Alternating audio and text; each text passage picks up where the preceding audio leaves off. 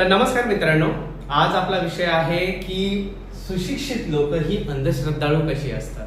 अनेक जणांना हा मोठा प्रश्न असतो की एवढे सुशिक्षित लोक अंधश्रद्धाळू कसे असतात. रिसेंटली केस झालेली खरात बाबाची, जो नाशिकमध्ये आपल्याला आढळलेला होता आणि त्याच्या अनेक केसेस गाजल्या आणि भरपूर साऱ्या येत आहेत वेगवेगळ्या बाबांच्या केसेस मार्केटमध्ये. सो अनेकांना असा प्रश्न पडतो की एवढी सुशिक्षित लोक कसं काय आपला जो मेंदू आहे तो घाण टाकतात यांच्यासमोर, अशा लोकांसमोर. तर याचं मूळ दडलेलं आहे आपल्या शिक्षण व्यवस्थेमध्येच. आता याची उत्तरं का नाही मिळत?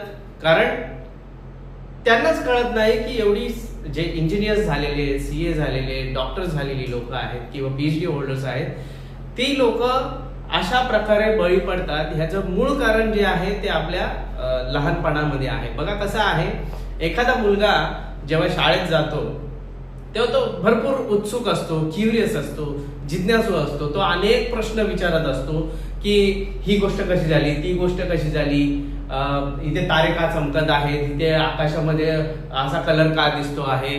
अशा अनेक प्रकारच्या ज्या गोष्टी आहेत त्या तो विचारत असतो आणि त्याची उत्तरही कुठे असतात? पुस्तकांमध्ये पण असतात, सायन्सच्या पुस्तकांमध्ये असतात, हिस्ट्रीमध्ये असतात, या मॅथ्समध्ये असतात. या सगळ्या विषयांमध्ये ते दडलेलं असतं. पण होतं काय असं की तो पॅरेंट्सला विचारतो. पॅरेंट्स एवढे सुशिक्षित नसतात की त्यांना ती उत्तरं येतील, कारण तेही एका सिस्टम मधून आलेले आहेत. त्यांनाही असे शिक्षक मिळालेले आहेत ज्या शिक्षकांना काय माहित नसतो? वैज्ञानिक दृष्टिकोन. वैज्ञानिक दृष्टिकोन जो असतो तो माहित नसतो. आता काय असतं हा वैज्ञानिक दृष्टिकोन? तर बेसिकली जेव्हा कुठलीही व्यक्ती एक क्रिया घडते तर क्रियेमागचं कारण काय आहे हे शोधायला लागते, तेव्हा असं आपण समजतो की तो समजून घेण्याचा प्रयत्न करतो वैज्ञानिक दृष्टिकोन काय असतो. फॉर एक्झाम्पल, मला दुःख झालेलं आहे तर ते कुठल्या गोष्टींमुळे मला दुःख झालेलं आहे, त्याच्या मागची कारणं काय आहेत हे मला शोधावं लागतं.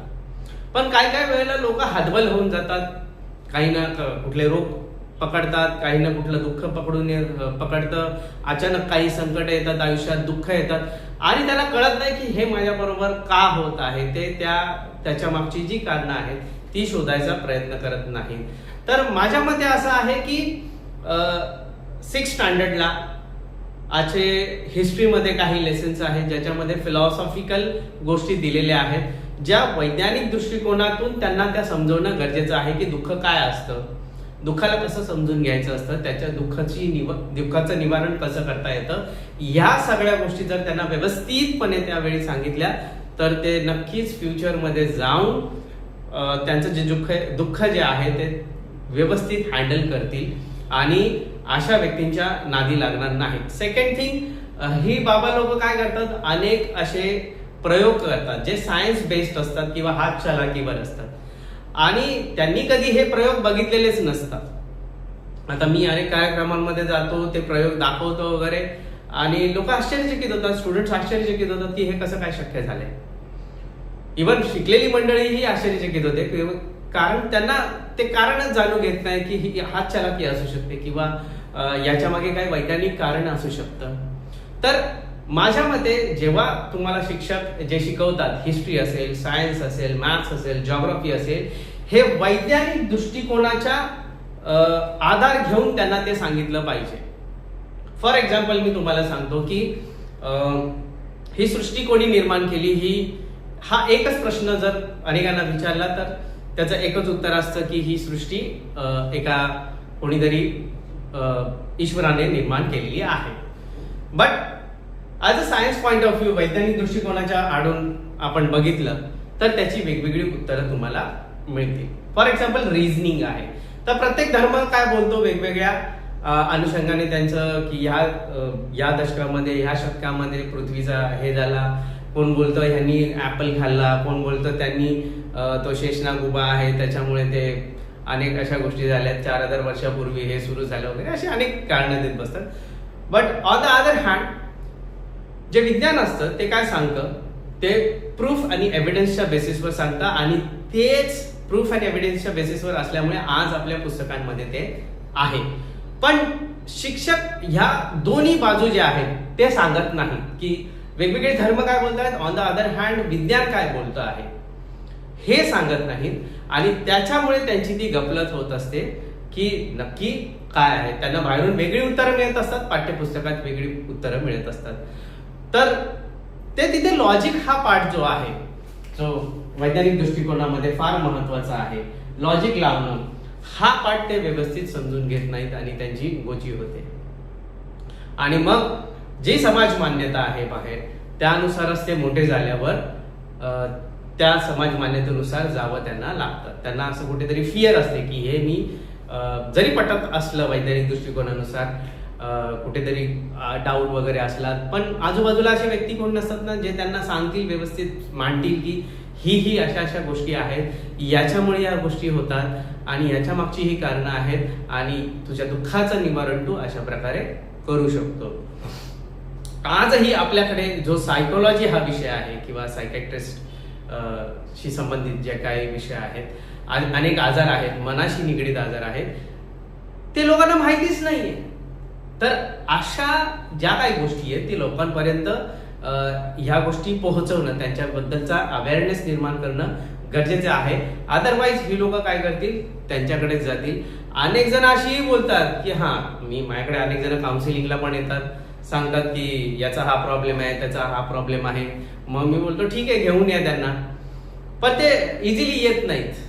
त्यांना असं वाटतं काहीतरी बाहेरचं असेल किंवा इतर कोणीतरी काहीतरी त्याच्यावर केलेलं असेल वगैरे, अशा दृष्टिकोनातून ते विचार करत असतात आणि त्यामुळे ते येण्यास टाळत असतात. आणि त्यांना असं वाटतं होईल कधीतरी वगैरे, खूप सिरियसली घेत नाहीत. माइल्ड असतं ह्या सगळ्या गोष्टी त्यांच्यासाठी, एवढ्या लाईटली ते घेत असतात, सिरियसली घेत नाही.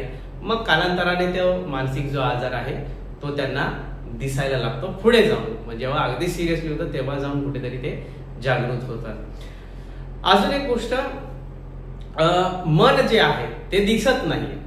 फॉर एक्झाम्पल तुमच्या पायाला कुठली तरी दुखापत झाली तर तुम्ही काय करता, ते दिसते दुखापत झालेली आहे, पण मनाला जी दुखापत झालेली असते ती इझिली दिसत नाही. त्याच्यामुळे अनेक प्रॉब्लेम्स येतात. त्यांना कळत नाही हे का होत आहे, माझं डोकं का दुखत आहे, माझ्या विचारांमुळे माझ्या शरीराबरोबर काय परिणाम होत आहे हे त्यांना माहीत नसतं. भावनिक दृष्ट्या त्यांना एकदम कमजोर बनवलं जातं लहानपणापासून. तर अशा अनेक गोष्टींमुळे ते या त्रासात अडकलेले असतात, या दुःखात अडकलेले असतात. त्या दुःखातून मुक्तता मिळण्यासाठी ते एक शॉर्टकट जो आहे तो बघत असतात. त्यामुळे या अशा बाबा लोकांचं पावत असतं. सो गरजेचं आहे की शाळेमध्ये, कॉलेजमध्ये वैज्ञानिक दृष्टिकोन जो आहे तो व्यवस्थित समजावून सांगणे मुलांना. कुठलाही टॉपिक असू दे त्याचा बॅकग्राऊंड वैज्ञानिक दृष्टिकोनाच्या आधारातून सांगितला पाहिजे की ही एखादी क्रिया आहे, हा एखादा एक्सपेरिमेंट आहे, याच्या मागे कोणती कारणं आहेत, सायन्स कसं वर्क करतं त्याच्या मागे.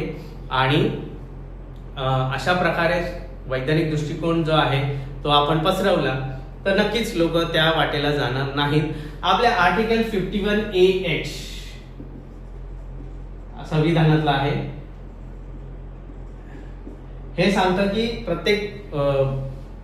प्रत्येक जो नागरिक आहे, भारतीय नागरिक आहे, त्याने वैज्ञानिक दृष्टिकोन जो आहे त्याचा प्रचार आणि प्रसार करणं त्याची एक ड्युटी आहे असं त्याच्यामध्ये सांगितलेलं आहे. सो त्यामुळे या गोष्टीचं भान ठेवणं गरजेचं आहे की आपण या गोष्टींचा प्रचार केला तर जास्तीत जास्त लोकांपर्यंत त्या गोष्टी पोहोचतील. अजून एक गोष्ट, दोन विषय जे आहेत, फिलॉसॉफी आणि सायकोलॉजी, हे दोन जे विषय आहेत हे फार महत्वाचे आहेत आणि याचा अभ्यास करणं पण, एक बेसिक अभ्यास जरी केला तरी इनफ आहे. बेसिकली फिलॉसॉफी सांगते की तुम्ही तुमचं आयुष्य कसं जगलं पाहिजे आणि सायकोलॉजी सांगतं की आपलं मन कसं काम करतं आणि आतल्या गोष्टी ज्या आहेत त्या कशा येतात. आणि जोडीला एक थोडासा बायोलॉजी विषय घेतला, बेसिक गोष्टी समजून घेतल्या यातल्या, तर अनेक तुमच्या आयुष्यातले जे काही प्रश्न आहेत ते मिटून जातात. आपण या गोष्टी वाचत नाहीत, त्यामुळे असे बाबा लोक या विषयांमध्ये एक्सपर्ट असतात आणि ते आपल्याला उल्लू बनवतात. सुशिक्षित असू दे, म्हणजे कॉम्प्युटर इंजिनियर आहे, IT इंजिनियर आहे, डॉक्टर आहे वगैरे, डॉक्टर जरी असला तरी त्याला या 2 गोष्टी माहीत नसतात. इंजिनियर असला तरी त्या 3ही गोष्टी माहीत नसतात. आणि माहीत जरी असल्या तरी वैज्ञानिक दृष्टिकोन असेल की नाही हे पण माहीत नसतं त्याला. सो त्याच्यामुळे ह्या 3ही गोष्टी थोड्या बेसिक गोष्टी माहीत असल्या पाहिजे, जेणेकरून आपण या इतर अनेक गोष्टींमध्ये अडकून बसणार नाही आणि आपलं जीवन जे आहे ते सुकर होईल आणि समृद्ध होईल. सो हेच उत्तर होतं की सुशिक्षित लोक जी आहेत ती बाबा लोकांकडे का जातात, अंधश्रद्धेला बळी का पडतात. त्याचं मुख्य कारण हेच आहे की दुःखातून मुक्त होण्यासाठी त्यांना एक शॉर्टकट हवा असतो. सगळीकडे त्यांनी प्रयत्न केलेले असतात, तिथून त्यांना पर्याय मिळत नसतो.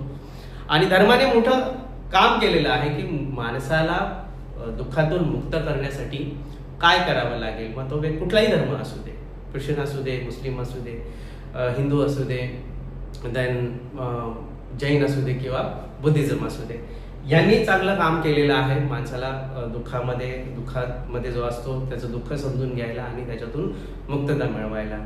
बट नंतरचे जे काय त्यांचे फॉलोअर्स आले, जे मेन धर्मगुरू होते, त्यांचे नंतरचे जे काय किंवा धर्मसंस्थापक होते, त्यांच्या नंतरचे जे काय एजंट आलेले आहेत, त्यांनी सगळा गोळ घातला. त्यांनी धर्माचा अधर्म केला आणि बिझनेस मांडला.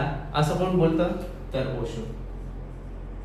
ओशोनी हे सांगितलेलं आहे की या गोष्टी झाल्यामुळे अनेक लोक जे आहेत ते याचा फायदा घेतात, शॉर्टकट बघतात, कारण त्यांचं एज्युकेशन एवढं झालेलं नसतं, दुसरा काही पर्याय नसतो आणि अशा प्रकारे लुटारू पण त्यांचं ते चालू ठेवतात. धन्यवाद.